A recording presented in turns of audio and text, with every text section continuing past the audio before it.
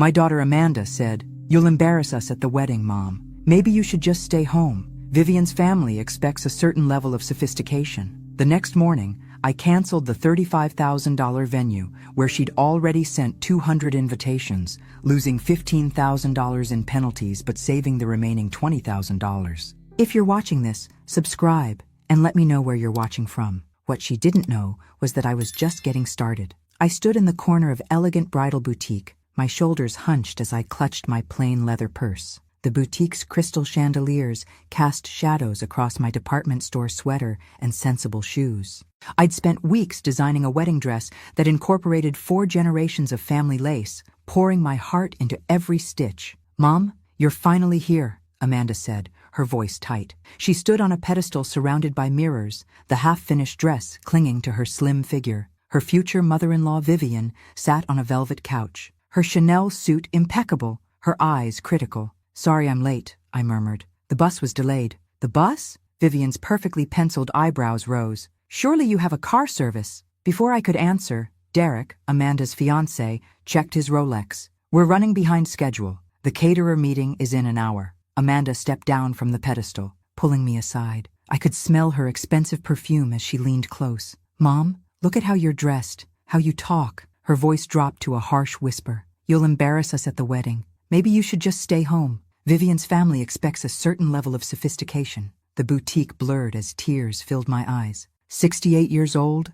and my only child was ashamed of me. I'd given her everything after my husband died, retreating into the background of my own life. "I understand," I said quietly. "Excuse me for a moment." In the hallway, my hands trembled as I pulled out my phone. 3 quick calls, one to my bank, one to Rosewood Manor, and one to my lawyer. When I returned, my back was a little straighter. 20 minutes later, Amanda's phone rang. She answered with an irritated, "Hello?" Her face drained of color. "What do you mean canceled?" "No, that's impossible." She looked at me, confusion replacing her usual disdain.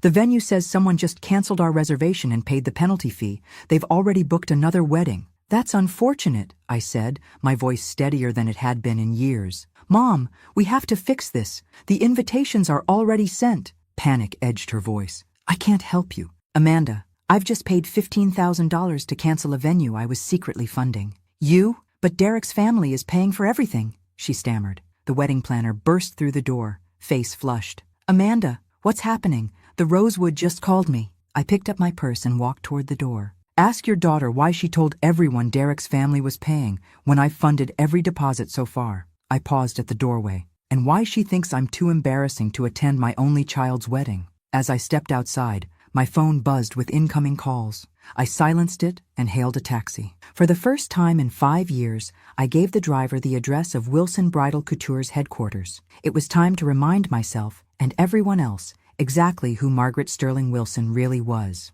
The following week, I sat at my kitchen table surrounded by financial statements and legal documents. After canceling the venue, I decided to review my entire financial situation. Amanda hadn't called since the fitting disaster, but Derek had left 6 increasingly desperate voicemails about discussing wedding arrangements. A knock at the door interrupted my organizing. It was Elena, my former protégée and now senior partner at Wilson Bridal Couture. "Margaret," she embraced me warmly. I nearly fell off my chair when reception said you'd called. "It's been too long," I admitted, ushering her into my modest living room. 5 years of hiding was enough. Elena glanced around my small apartment with knowing eyes. "Still living like this when you could have—" "I know," I cut her off. "But after Robert died, I needed simplicity." We settled at the kitchen table, where my papers were spread out. Elena picked up a quarterly dividend statement from Wilson Bridal Couture and whistled. "You really haven't been checking these, have you? The company's value has tripled since you stepped back." "I've been depositing them without looking,"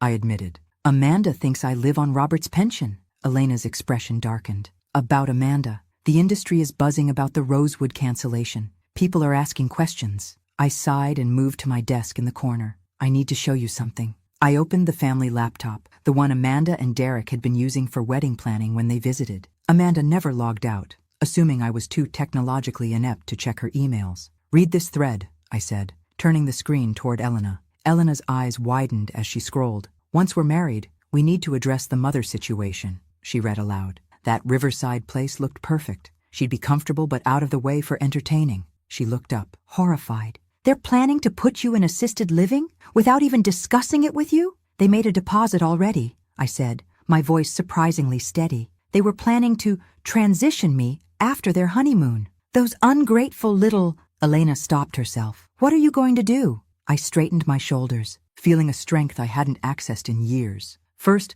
I've moved all my assets into protected accounts. My lawyer is updating my will as we speak. Elena smiled slowly. And second, I think it's time Margaret Sterling made a comeback. I pulled out a sketch I'd been working on. Starting with this, Elena studied the design, a revolutionary bridal concept I'd been developing in secret. The industry has missed your genius, she whispered. When do we start? We already have, I said, feeling the first genuine smile cross my face in years. And this time, I won't be hiding in the shadows. Later, after Elena left, I found myself studying my reflection in the bathroom mirror. The woman staring back looked tired, diminished. I straightened my posture and lifted my chin. There she was, glimpses of Margaret Sterling, the woman who had revolutionized bridal fashion, not Margaret Wilson, the embarrassing mother who should stay home. Tomorrow, I would call my hairdresser. It was time to look like myself again. 3 weeks after the venue cancellation, I walked into Wilson Bridal Couture headquarters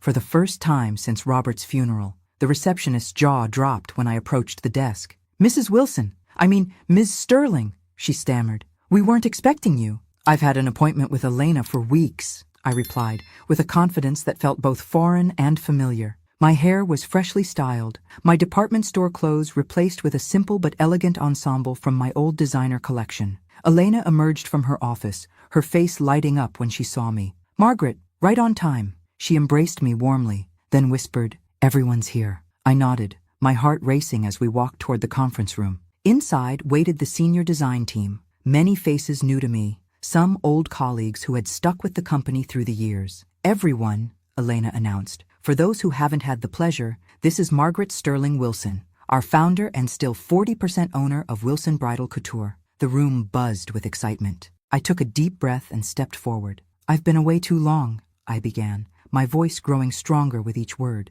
"Today, I'm not here to take over or disrupt your excellent work. I'm here to discuss a special project." For the next hour, I outlined my vision for a charitable extension of our brand, creating wedding dresses for deserving brides who couldn't afford them. The team's enthusiasm was palpable as we discussed logistics and designs. Afterward, Elena walked me to her office. "You were magnificent," she said, closing the door behind us.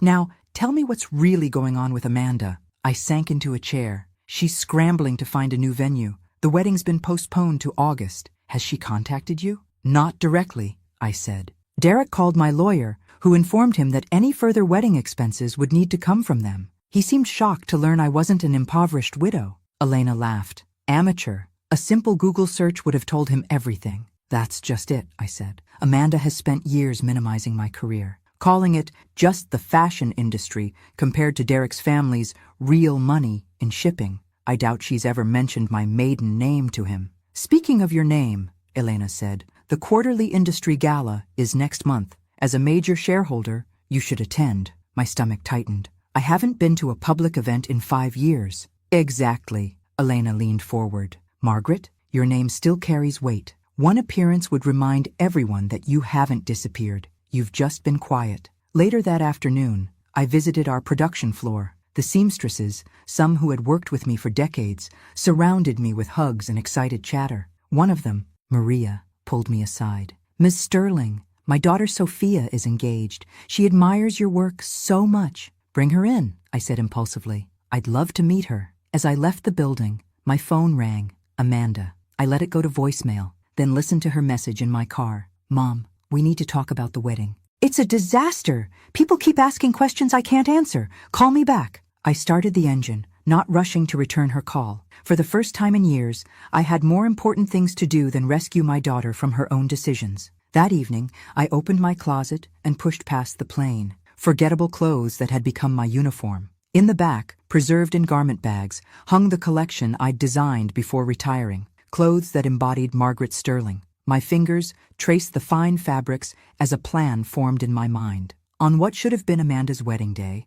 I sat in Elena's office, watching the chaos unfold through social media. Confused guests were posting from 3 different venues, none of which were hosting the Wilson Reynolds wedding. This is brutal, Elena winced, scrolling through her phone. Wedding disaster is trending locally. Amanda never communicated the postponement properly, I said, feeling a twinge of pity despite everything. Some guests got email updates, some didn't. My phone buzzed with a text from Maria. My daughter Sophia would love to meet you tomorrow at 2 p.m. if that works. I quickly confirmed the appointment as Elena looked up from her phone with a gleam in her eye. Derek's been doing his homework, she said, turning her screen toward me. The browser showed search results for Margaret Sterling bridal designer with dozens of industry articles, awards, and profiles. Took him long enough, I replied. What do you think will happen now? I shrugged. Either he'll run for the hills or become even more determined to marry into the Sterling legacy. The answer came that evening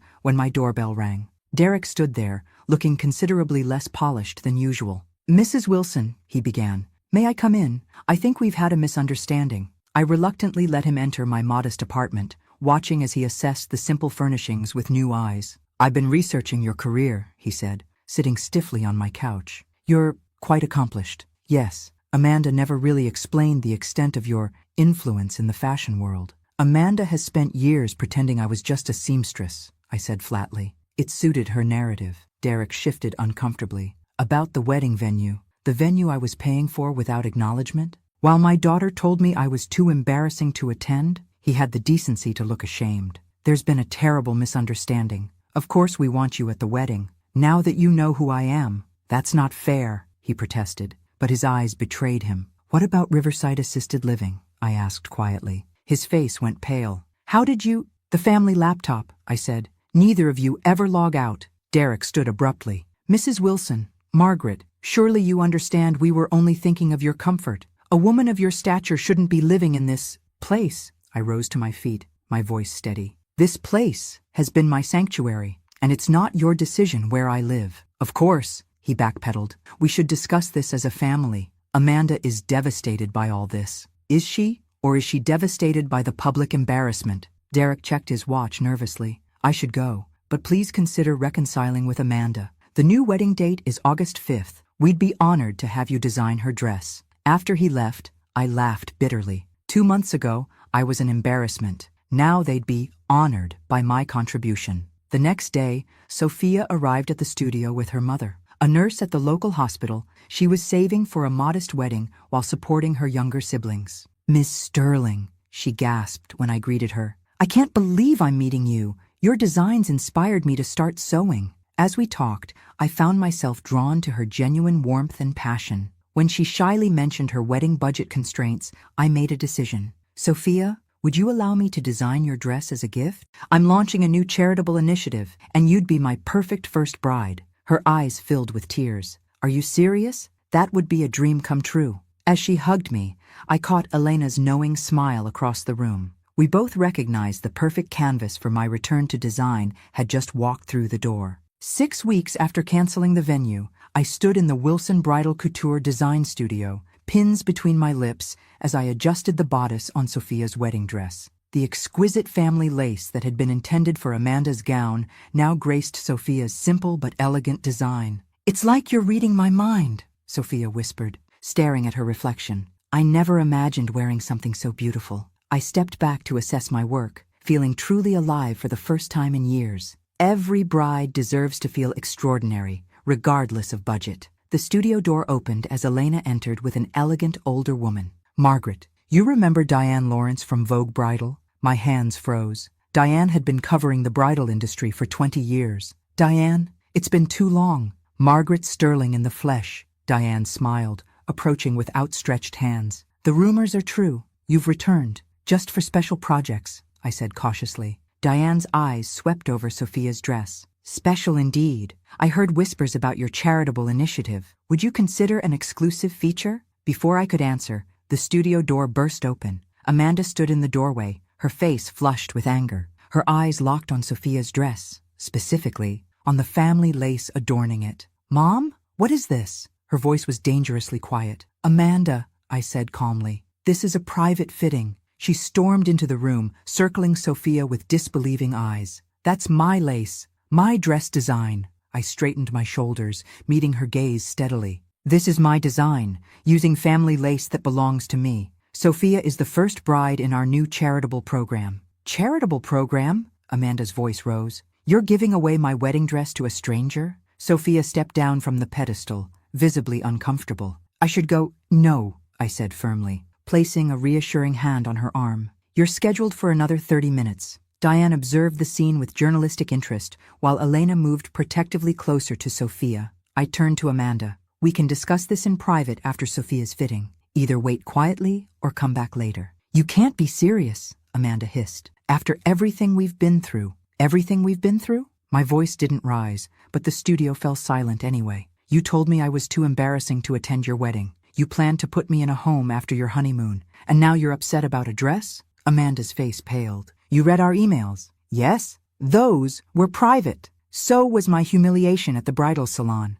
I countered. Diane cleared her throat. Margaret, perhaps we should reschedule our interview. No need, I smiled professionally. Sophia's story is exactly what your readers will connect with. A dedicated nurse, saving lives while planning her wedding on a modest budget. Amanda's face contorted with fury as she realized a Vogue bridal editor was witnessing her behavior. Mom, we need to talk, now. I'm working, I replied, turning back to Sophia's dress. My receptionist can help you schedule an appointment for later this week. Schedule an appointment? With my own mother? I met her eyes without flinching. That's how professional relationships work, Amanda. You made it clear we don't have a personal one anymore. After a moment of stunned silence, Amanda turned and stormed out, slamming the door behind her. Sophia looked at me with concerned eyes. Miss Sterling, I don't want to cause problems with your daughter. I squeezed her hand. You aren't causing anything, dear. And please, call me Margaret. Later, after everyone had left, Elena found me sketching at my desk. That was quite a scene, she said, placing a cup of tea beside me. It needed to happen, I replied, not looking up from my design. The industry gala is next week, she reminded me gently. Are you ready to make your official comeback? I set down my pencil and met her gaze. You know, I spent 5 years disappearing after Robert died. I thought I was grieving him, but I was also hiding from myself. I touched the sketch of Sophia's completed dress. I'm done hiding. Elena smiled. The great Margaret Sterling returns. The industry won't know what hit it. Neither will Amanda, I added quietly, turning back to my design with renewed purpose. The night of the Metropolitan Bridal Industry Gala arrived, 8 weeks after the venue cancellation. I stood in my bedroom, staring at my reflection. Gone was the invisible woman with hunched shoulders and forgettable clothes. Margaret Sterling had returned, dressed in a sleek black evening gown of my own design, my silver hair styled in an elegant updo. You look stunning, Elena said, arriving to pick me up. Everyone's buzzing about your appearance tonight. The butterflies in my stomach intensified. It's just an industry event. It's your re-emergence, Elena corrected. And the timing couldn't be better with the Vogue bridal piece coming out next week. At the gala, conversations halted as we entered.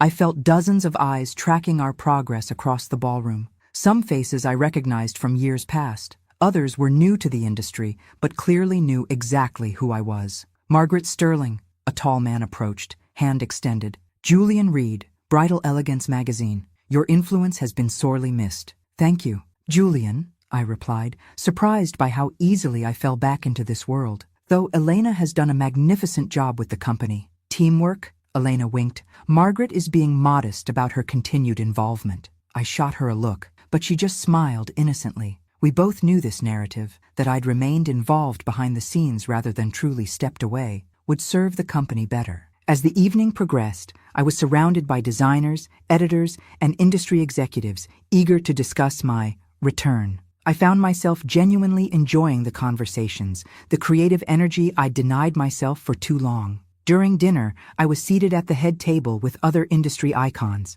The chairman of the Bridal Association approached the podium for announcements. Before we proceed with our awards, I'd like to acknowledge a special guest tonight. 5 years ago, our industry lost one of its guiding lights when Margaret Sterling stepped back from public life following personal tragedy. Tonight, we're honored to welcome her back. The spotlight found me as applause erupted throughout the ballroom. I raised my hand in acknowledgement, feeling unexpectedly emotional as a standing ovation continued for nearly a minute. Thank you, I said simply when the microphone was offered. It's good to be home. After the ceremony, as Elena and I prepared to leave, a waiter approached with a note. From a Mr. Reynolds, ma'am. Derek's handwriting was instantly recognizable. "We need to talk. Vivian just realized who you are. Please call me." I tucked the note into my clutch without commenting. Outside, as we waited for our car, photographers called my name, cameras flashing. For the first time in years, I didn't shrink from the attention. The next morning,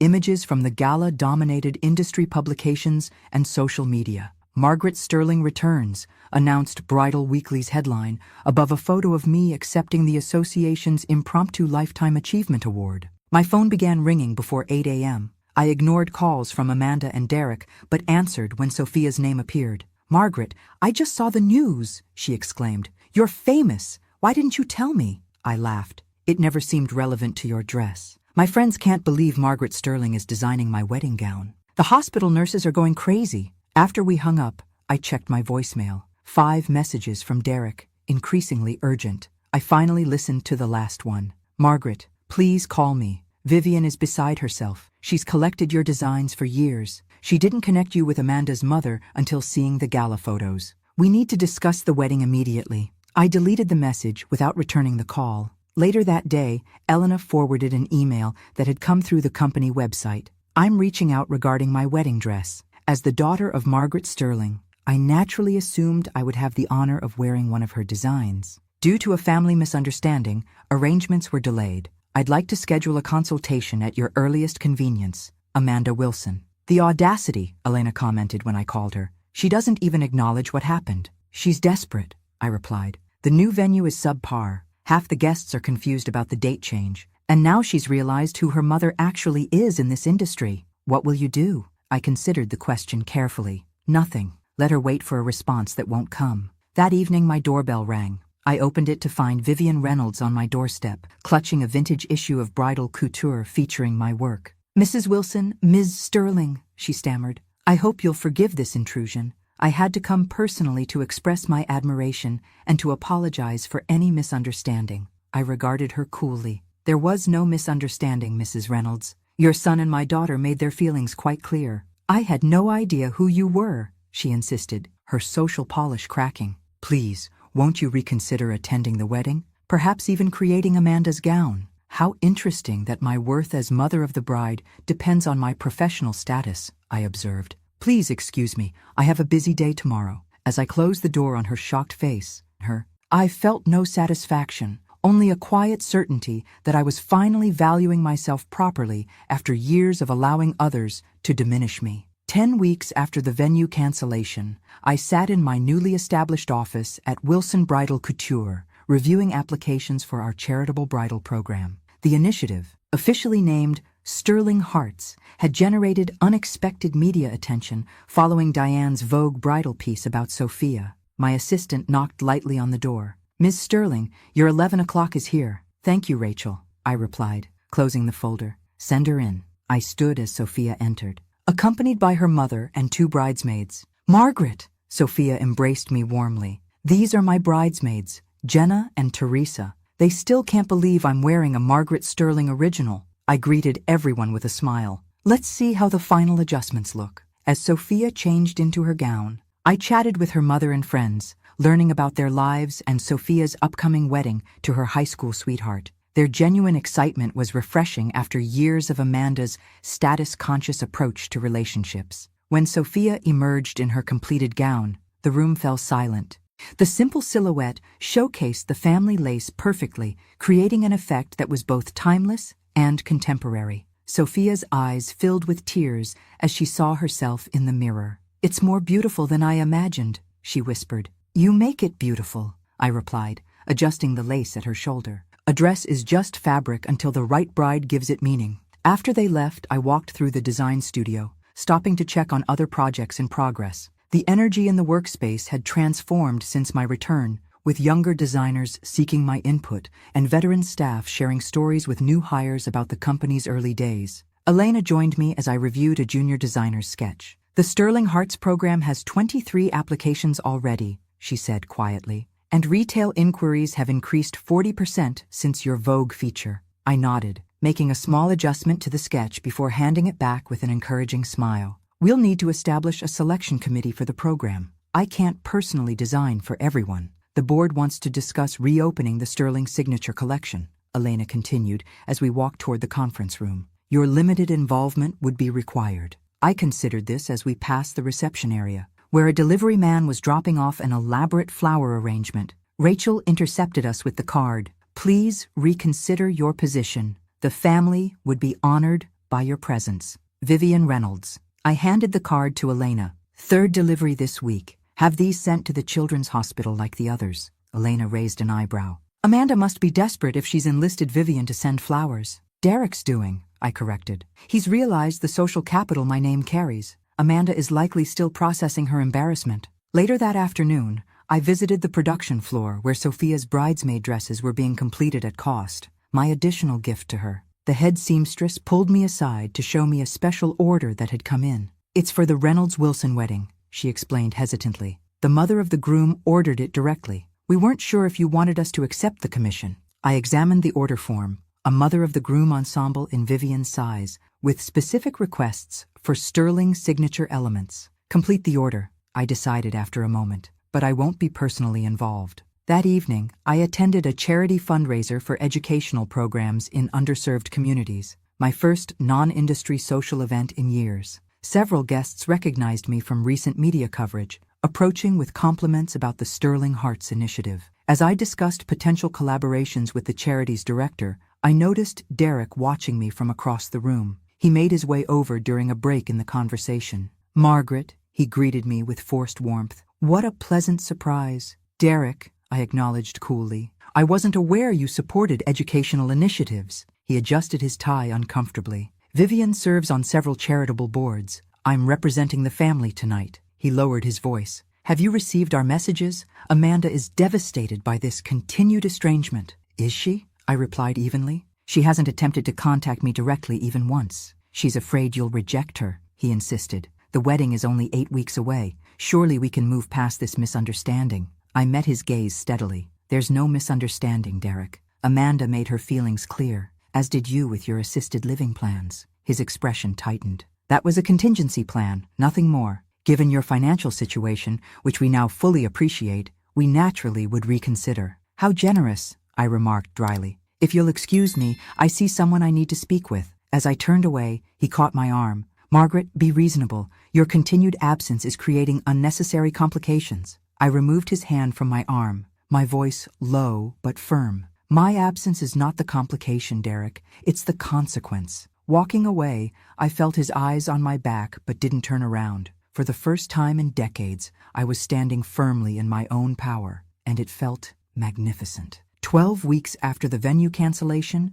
with Amanda's rescheduled wedding date approaching, I found myself busier than I'd been in years. Sterling Hearts had selected 10 deserving brides, including Sophia, whose wedding was just 2 weeks away. The board had approved relaunching the Sterling Signature Collection, and I was dividing my time between designing new pieces and mentoring the young designers who would carry the line forward. On this particular morning, I was reviewing fabric samples in the design studio when Rachel appeared at the door. Ms. Sterling, Amanda Wilson is here. She doesn't have an appointment. I set down my sketches, heart racing despite my outward calm. How does she look? Rachel hesitated, determined and nervous. Show her in, I decided, standing to face the door. When Amanda entered, I barely recognized her. Gone was the polished, confident woman who had dismissed me at the bridal salon. This Amanda looked tired, her designer clothes slightly rumpled, her expression uncertain. Mom, she began, then corrected herself. Ms. Sterling, thank you for seeing me. What can I do for you, Amanda? I kept my voice professional. She glanced around the studio, taking in the prestige of the space. I've been trying to reach you for weeks. Through Derek and Vivian, I noted. Not directly. I was afraid, she admitted, sitting when I gestured to a chair. The things I said, I didn't know how to face you. And now? Now I have no choice. She twisted her engagement ring nervously. The wedding is falling apart. Half the guests have declined after the venue confusion. Derek's family friends are suddenly unavailable. My bridesmaids are asking questions I can't answer. I'm sorry to hear that, I said neutrally. How can I help? She looked up, surprise crossing her face. You'd help me? After everything? I didn't say that, I clarified. I asked what you're looking for. Amanda took a deep breath. I need a dress. Your design, and, she faltered, your presence at the wedding. Why? Because you're my mother, she said automatically. That wasn't enough reason 2 months ago. She flinched. I was wrong.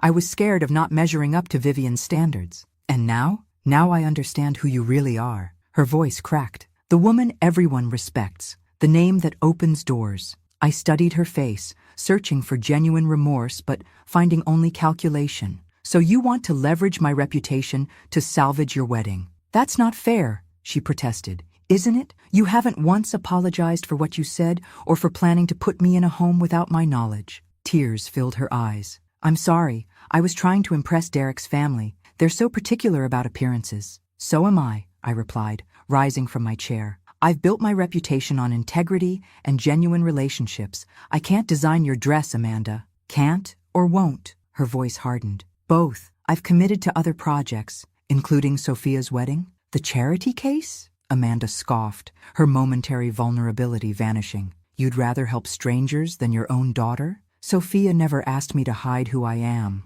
I said quietly. She values me for myself, not for what my name can do for her social standing. Amanda stood abruptly. This is about punishing me. No, I corrected her. This is about respecting myself enough not to be used by people who were ashamed of me until they learned about my status. Derek was right, she said bitterly. You're being unreasonable. Perhaps. But I'm also being honest. Something you might try. She grabbed her purse, anger replacing her earlier contrition. The wedding is August 5th. We've saved you a place in case you reconsider. After she left, Elena found me staring out the studio window. That looked intense, she commented. She wants to use my name to rescue her social standing, I said. Not a word about our actual relationship. Elena squeezed my shoulder sympathetically. Some people never learn. That evening I visited Sophia's final dress fitting. Her genuine joy as she twirled in the completed gown washed away the bitter taste of Amanda's visit. 1 more week, Sophia exclaimed.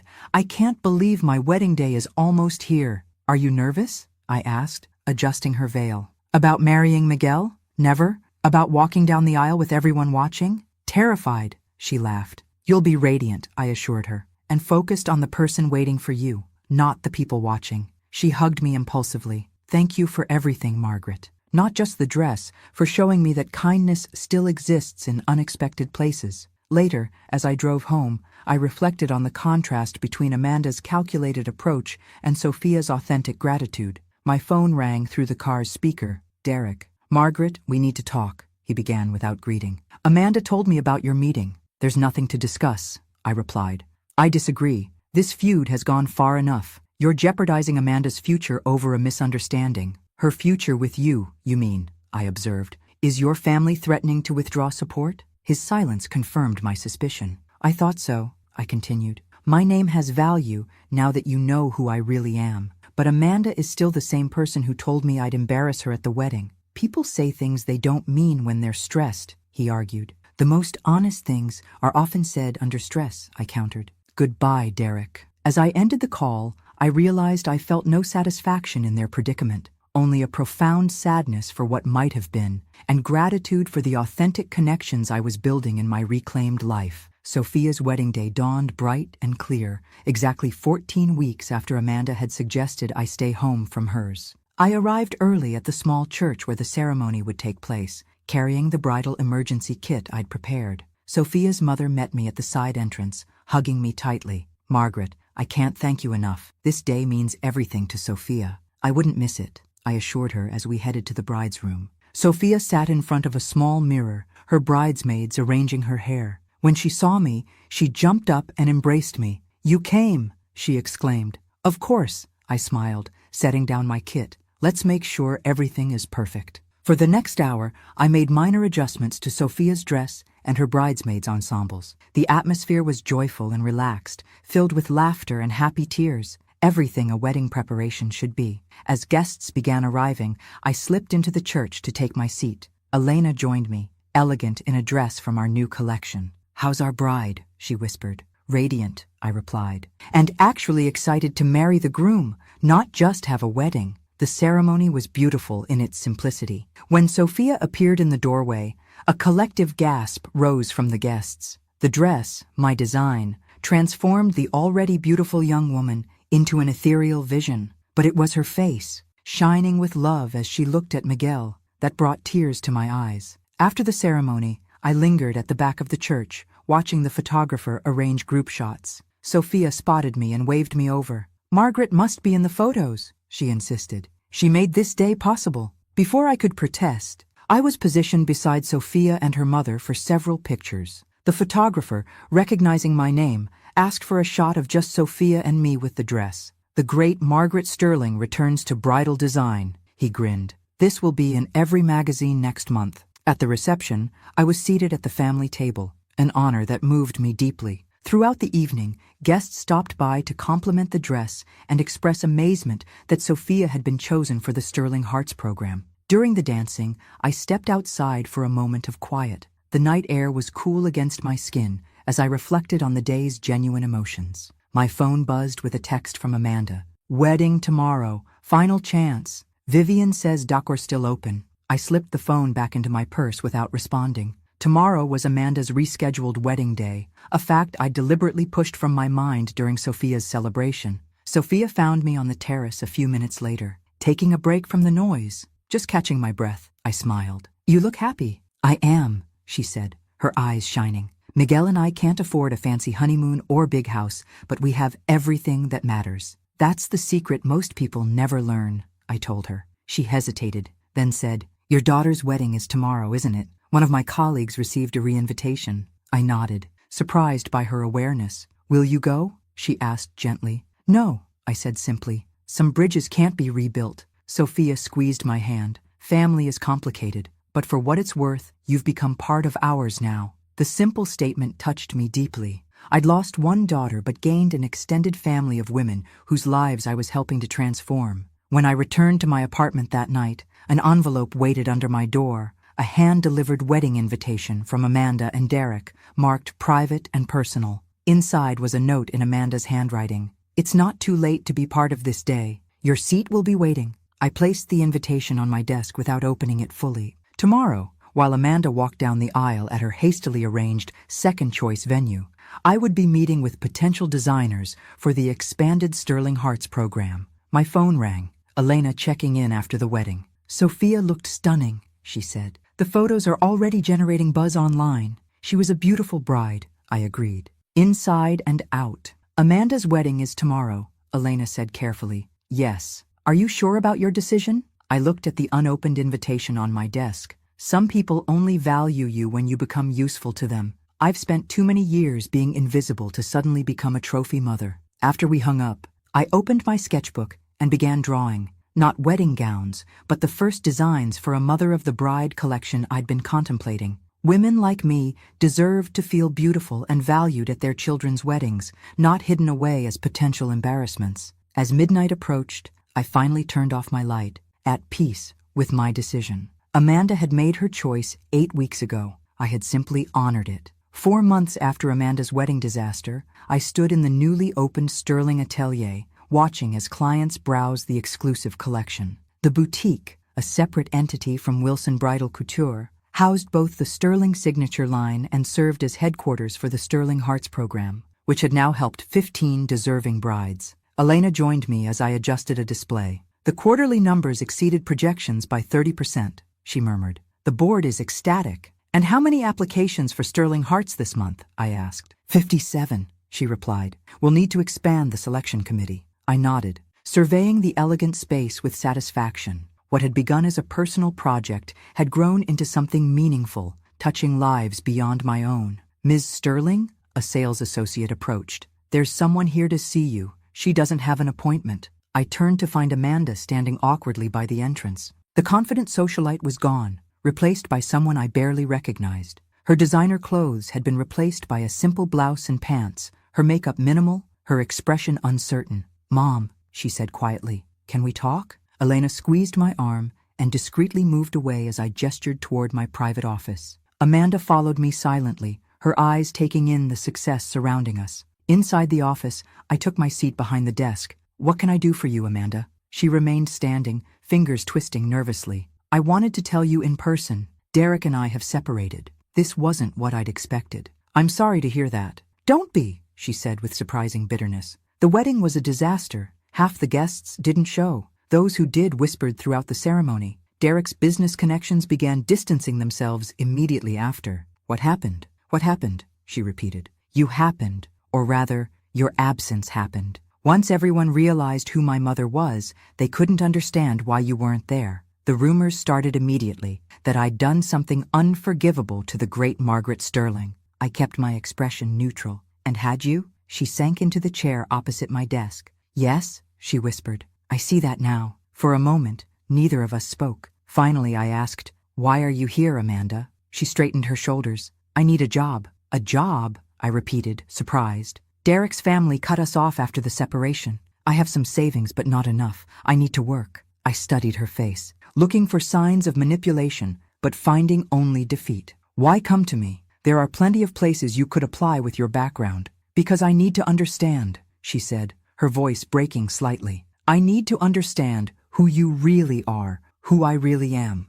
I've spent my life running from our connection, pretending my successful mother was just a simple seamstress. I need to know why. I leaned back in my chair, considering her words. What exactly are you asking for? An entry-level position. Anything. I'll start at the bottom. Why should I hire you? I asked bluntly. What skills do you bring? She blinked, clearly not expecting the question. I have a business degree. I speak 3 languages. I've organized charity events. Those are credentials, not skills, I pointed out. Can you sew, design, manage production schedules, handle client consultations? No, she admitted, but I can learn. I considered her request carefully. This wasn't about revenge or reconciliation. It was about business and perhaps about healing. I have an opening for an administrative assistant in the Sterling Hearts program, I said finally. Long hours, basic pay, demanding work with clients from all backgrounds. You'd report to Elena, not me. Hope flickered in her eyes. I'll take it. Don't answer yet, I cautioned. This isn't a token position. You'll be expected to work harder than anyone else to prove yourself. There will be no special treatment. I understand. Do you? I asked. Because the Amanda I knew 8 months ago would have considered this position beneath her. She met my gaze directly for the first time. That Amanda doesn't exist anymore. She disappeared along with her social standing and her fiancé. I nodded slowly. Report to HR tomorrow at 8 a.m. If you're late, don't bother coming at all. As she stood to leave, she hesitated. Mom, thank you. Don't thank me yet, I replied. You haven't experienced Elena as a boss. A ghost of a smile crossed her face before she turned to go. At the door, she paused. For what it's worth, I'm sorry. For everything. After she left, Elena appeared in the doorway. Well, that was unexpected. Did I hear correctly that I'm getting a new assistant? If she shows up tomorrow, I confirmed. And if you're willing, Elena shrugged. Everyone deserves a second chance. Even entitled daughters who break their mothers' hearts. The next morning, I arrived at the office earlier than usual. To my surprise, Amanda was already waiting outside the HR department, dressed appropriately for an entry-level position, a notebook in hand. Our eyes met briefly as I passed. I nodded slightly, and she straightened her shoulders in response. It wasn't reconciliation, not yet, but it was a beginning. 6 months after hiring Amanda, I stood in the back of the Sterling Atelier's main showroom, watching her assist a bride and her mother. The transformation in my daughter was remarkable. Gone was the entitled socialite who had once dismissed me as an embarrassment. In her place was a dedicated young woman who arrived early each day, stayed late, and never complained about the menial tasks that filled her schedule. Elena joined me, following my gaze. She's good with the mothers, she observed. Better than with the brides, actually. She understands their perspective now, I replied. The desire to be part of their daughter's big day without overshadowing it. Amanda caught my eye across the room and gave a small, professional nod before returning her attention to the clients. Our relationship remained primarily professional. Wounds that deep didn't heal overnight, but a tentative personal connection had begun to form through shared work and quiet conversations. Later that afternoon, I was reviewing applications for the next round of Sterling Hearts when Amanda knocked on my office door. The Martinez file you requested, she said, placing a folder on my desk. And Elena asked me to remind you about the board meeting tomorrow. Thank you, I replied. As she turned to leave, I added, How is the Mother of the Bride collection coming along? She paused. This was the first major project Elena had assigned her, researching market needs for an expanded line serving mothers of brides and grooms. I've completed the initial survey analysis, she said. The results are interesting. How so? Amanda hesitated, then continued with growing confidence. Most mothers feel overlooked in the wedding process. They want to look beautiful without competing with the bride, but the available options are either matronly or inappropriate. There's a huge untapped market. I nodded, impressed by her insight. Have you shared this with the design team? Not yet. I wanted to organize the data more thoroughly first. Good instinct, I approved. They'll respond better to comprehensive research. A small smile flickered across her face at the praise. These moments still felt fragile between us, a careful rebuilding of trust that could easily crumble. That evening, as I prepared to leave, I passed the conference room where Amanda was still working, surrounded by survey data and market research. It's after 7, I noted from the doorway. She looked up, startled. I lost track of time. Elena doesn't expect you to work this late. I know, she replied, but I want to get this right. It's important. I studied her for a moment. Why is this particular project so important to you? Amanda set down her pen, considering the question. Because I understand these women now, she said finally. The mothers who want to be part of their children's lives without being pushed aside or hidden away. Who want to be valued for who they are, not just their role. The parallel to our own relationship hung unspoken between us. Join me for dinner, I said impulsively. You need to eat, and we can discuss your findings. Surprise crossed her face. Really? Unless you have other plans. No, she said quickly. Dinner would be nice. At the small Italian restaurant around the corner, we initially kept the conversation professional, discussing the Mother of the Bride collection and upcoming Sterling Hearts events. Gradually, as the meal progressed, we ventured into more personal territory. I saw Sophia last week, I mentioned. She's expecting their first child in the spring. The nurse from your first Sterling Hearts wedding? Amanda asked. Elena mentioned she's become a friend. She has, I confirmed. Her mother is knitting baby clothes, but I'm designing a christening gown. Amanda nodded, twirling pasta around her fork. You've built a wonderful community through Sterling Hearts. The women speak about you with such admiration. It's been healing, I admitted, finding purpose again after retreating from life for so long. She met my eyes directly. I never understood what you were going through after Dad died. I was so focused on my own life, my own social climbing. We both made mistakes, I acknowledged. I allowed myself to become invisible. No, Amanda shook her head firmly. I pushed you into invisibility because I was embarrassed by what I didn't understand. There's no equivalence in our mistakes. The honesty of her statement touched me deeply. You're different now, I observed. Losing everything will do that, she said with a wry smile. Though I didn't lose everything, did I? I still had somewhere to go when it all fell apart. You would have found your way regardless, I told her. You're stronger than you knew. As we walked back to the parking garage, Amanda spoke again. I want you to know something. I'm not working at Sterling Atelier to get back in your good graces or to access your connections. I'm there because for the first time in my life, I'm proud of what I do, proud of being associated with your name and your vision. I stopped walking and turned to face her. That means a great deal to me. When I was preparing client files yesterday, I came across a mother who was struggling to afford her daughter's wedding. I found myself thinking about how we could help her through Sterling Hearts, even though her daughter wasn't the applicant. Amanda's voice grew passionate. That's when I realized how much I've changed. 6 months ago, I would have judged her circumstances. Now I see the love behind her sacrifice. In that moment, I glimpsed the daughter I'd always hoped Amanda would become. Compassionate, insightful, genuine. Submit a formal recommendation, I said. If her situation meets the criteria, we'll consider her for the program. Amanda's face lit up. Really? The program exists to help deserving families. If you believe in her case, present it. As we reached our cars, Amanda hesitated. Mom, thank you. Not just for dinner, but for the second chance. I know I didn't deserve it. Everyone deserves a second chance, I told her. Even entitled daughters and invisible mothers. She smiled at the gentle teasing, a new ease between us. See you tomorrow, boss. 3 weeks later, I watched from the back of the Sterling Atelier as Amanda presented her Mother of the Bride client to the Sterling Hearts Committee. Her voice was confident as she outlined the woman's story and why she deserved our help. Mrs. Collins has spent her life putting her children first,